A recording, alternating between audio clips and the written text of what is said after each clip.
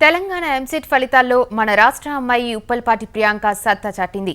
ప్రకాశం జిల్లాకు చెందిన ప్రియాంక వైద్య విద్య విభాగంలో ప్రథమ ర్యాంక్ సాధించింది.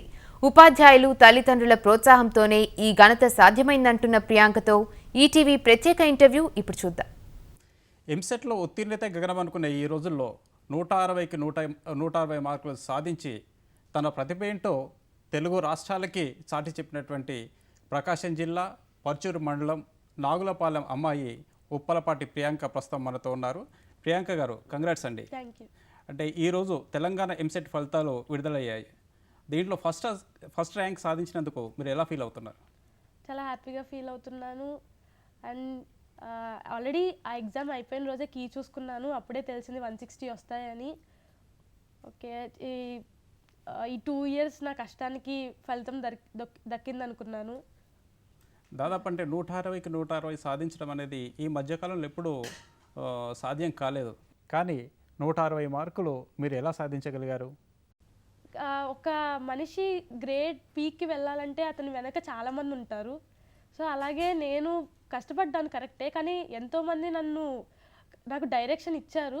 ఆ వేలో నేను కష్టపడ్డాను. సో అలా వచ్చింది.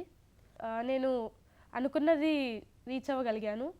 సో ఫస్ట్ ఆఫ్ ఆల్ మా పేరెంట్స్కి, నా లెక్చరర్స్కి, నా ప్రిన్సిపల్స్కి, నా డీన్కి అందరూ నా వెనక ఉండి వాళ్ళ నాకు ఈ ర్యాంక్ రావడానికి కారణమైన వాళ్ళందరికీ పేరు పేరున నేను థ్యాంక్స్ చెప్తున్నాను.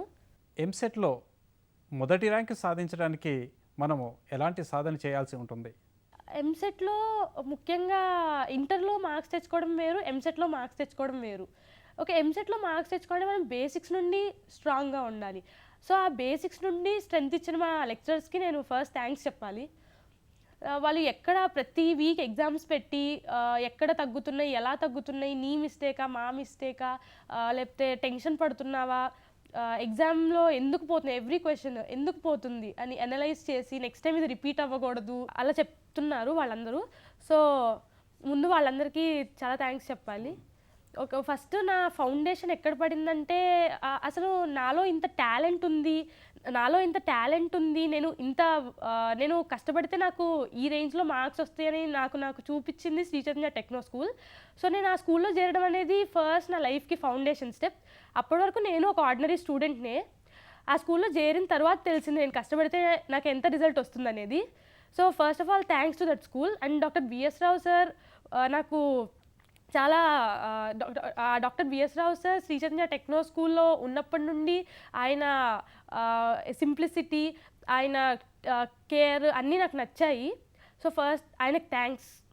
అలా శ్రీ చైతన్య టెక్నో స్కూల్లో వర్క్ చేసిన వాళ్ళ లెక్చరర్స్ అందరికీ ఇవాళ నేను పేరున థ్యాంక్స్ చెప్తున్నాను. మీ కుటుంబ నేపథ్యం, ప్రాథమిక విద్య, ఉన్నత విద్య, ఇలా మీ విద్యాభ్యాసం ఎలా సాగిందంటారు? ఫస్ట్ నేను చిన్నప్పటి నుండి మా నేటివ్ ప్లేస్ ప్రకాశం డిస్ట్రిక్ట్ అయినప్పటికీ చిన్నప్పటి నుండి నా ఎడ్యుకేషన్ అంతా విజయవాడలోనే జరిగింది. విజయవాడలో ఫస్ట్ క్లాస్ నుండి 6th క్లాస్ వరకు బెన్ సర్కిల్లో నిర్మలా హై స్కూల్ అనే స్కూల్లో చదివాను. తరువాత 7th నుండి ఇంటర్ సెకండ్ ఇయర్ వరకు 6th నుండి 10th వరకు శ్రీ చైతన్య టెక్నో స్కూల్లో చదివాను. అలాగే ఇంటర్ శ్రీ చైతన్య నారాయణ మెడికల్ అకాడమీలో చదివాను గోశాలలో.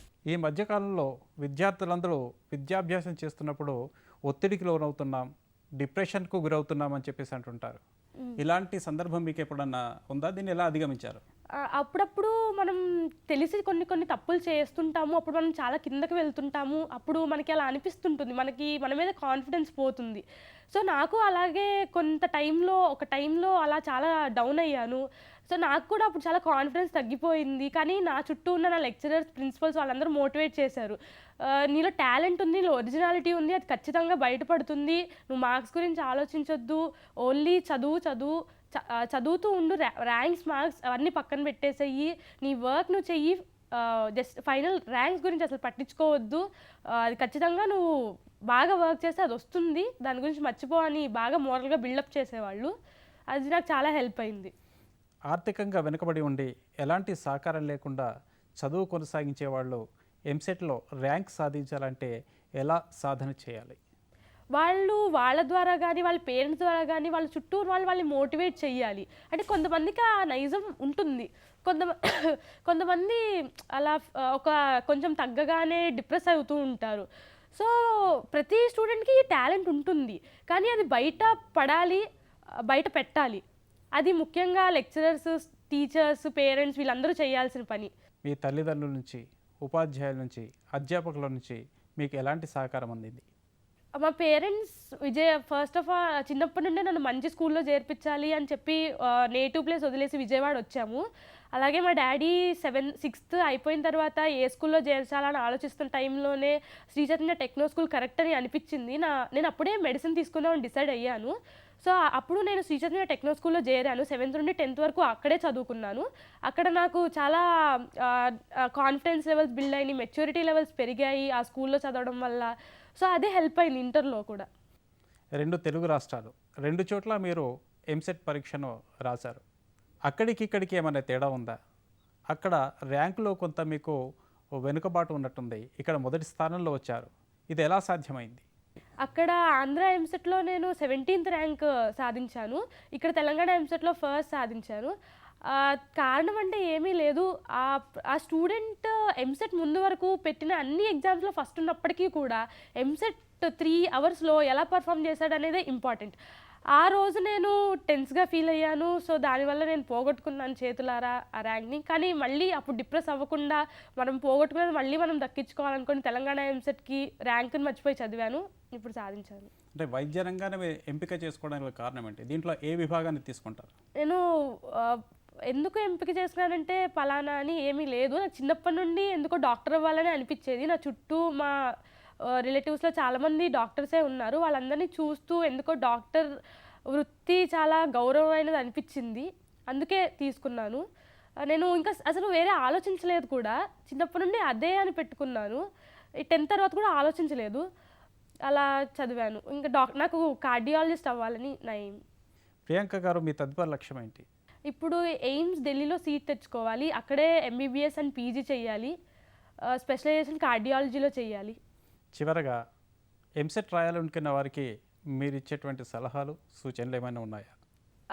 ఎంసెట్ అంటే ఏదో హై రేంజ్ కాదు, మామూలు మనం చదివే ఇంటర్ బుక్స్ నుండే వస్తాయి, ఖచ్చితంగా వాటి నుండే వస్తాయి. సో బేసిక్స్లో స్ట్రాంగ్గా ఉండి మెమరీ పాయింట్స్ని బాగా పర్టికులర్గా బయాలజీలో తరోగా రివైజ్ చేస్తూ, ఎగ్జామ్ ముందున్న డేస్ అన్నింటిలో బయాలజీని బాగా రివైజ్ చేస్తూ, మనం ఎక్కడెక్కడ మర్చిపోతున్నావో అవన్నీ ఒక చోట రాసి పెట్టుకుంటూ అలా షార్ట్ నోట్స్ ప్రిపేర్ చేసుకోవడం అది మనకి చాలా హెల్ప్ అవుతుంది ఎంసెట్కి కొద్ది రోజులు ఉన్న టైంలో. అలాగే చాలామంది బైపీసీ స్టూడెంట్స్ ఫిజిక్స్ గురించి చాలా భయపడుతుంటారు. ఫస్ట్ వాళ్ళ భయాన్ని వదిలేసి దాన్ని చేయడానికి ట్రై చేస్తే ఖచ్చితంగా అందరికీ వస్తుంది. ప్రియాంక గారు, మరోమారు మీకు అభినందనలు తెలియజేస్తున్నాను.